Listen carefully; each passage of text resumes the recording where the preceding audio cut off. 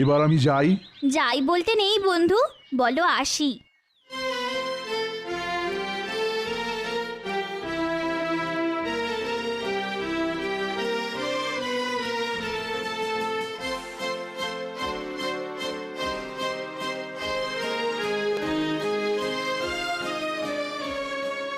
আবার এসো বন্ধু, আমি তোমার অপেক্ষায় থাকবো।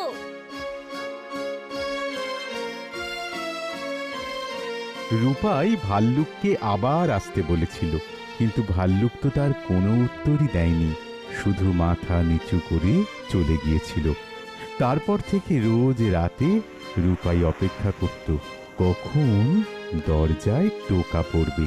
এইভাবে শীতকাল ফুরিয়ে এলো, কিন্তু সেই ভাল্লুক আর এলো না।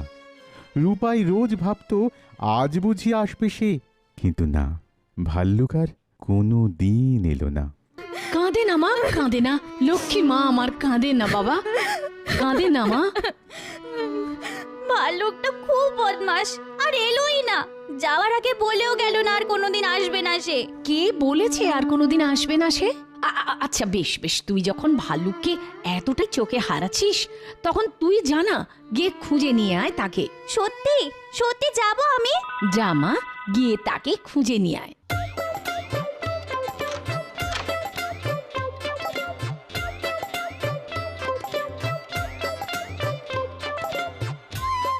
ভাল্লুক, ভাল্লুক,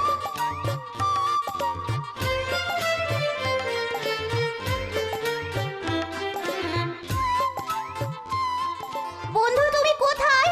তুমি কি আমার কথা শুনতে পাচ্ছো? ভাল্লুক, বন্ধু ভাল্লুক, ও ভাল্লুক, কোথায় তুমি?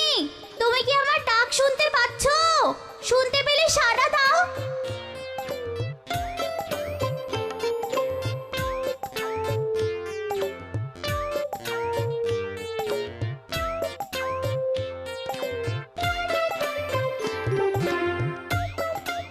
এটা তো একটা গুহার মুখ।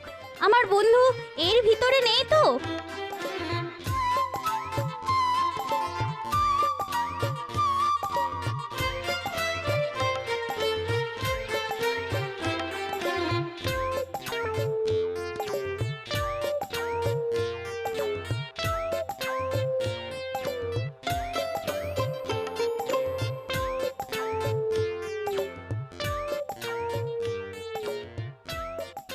বন্ধু, তুমি